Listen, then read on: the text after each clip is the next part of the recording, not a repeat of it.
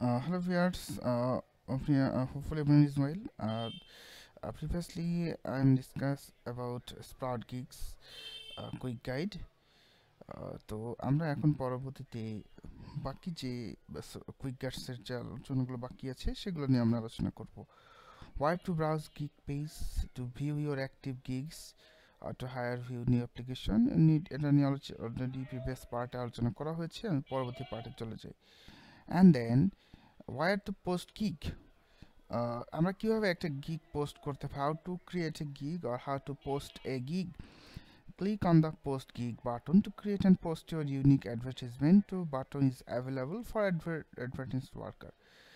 এখানে একটা বাটন আছে যে বাটন দিয়ে আপনারা চাইলে একটা গিগ তৈরি করে নিতে পারেন এবং সেটা ড্যাশবোর্ডের ভিতরে এই যে আপনারা পিছনে দেখতে পাচ্ছেন সেখানে অপশন রয়েছে। আমি এটাকে আরো এটা শেষে আরো ডিটেইলস আপনাদের বলার চেষ্টা করব। and then next option, where to post micro job, how to create micro jobs. এটা হচ্ছে পোস্ট জবটা হচ্ছে এমপ্লয়ীদের জন্য, not for worker. To publish a new micro job you need to click on the post job button, after which you will go to the creation page. If you are employer, if you want to job a micro job, then you will go to micro job and you will find post job button.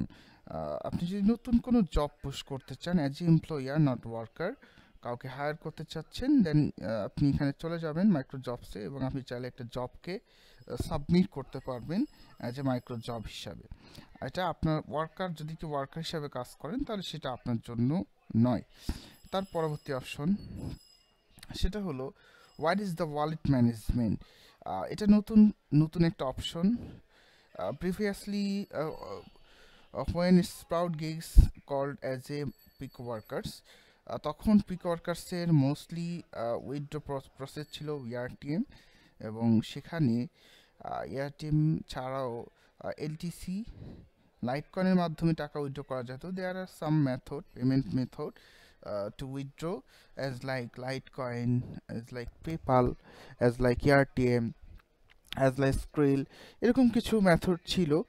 But এখানে নতুন আপডেটের পরে you can manage your wallet, it's like all information about payment and replenishment for your account can be found on the main menu on the wallet page.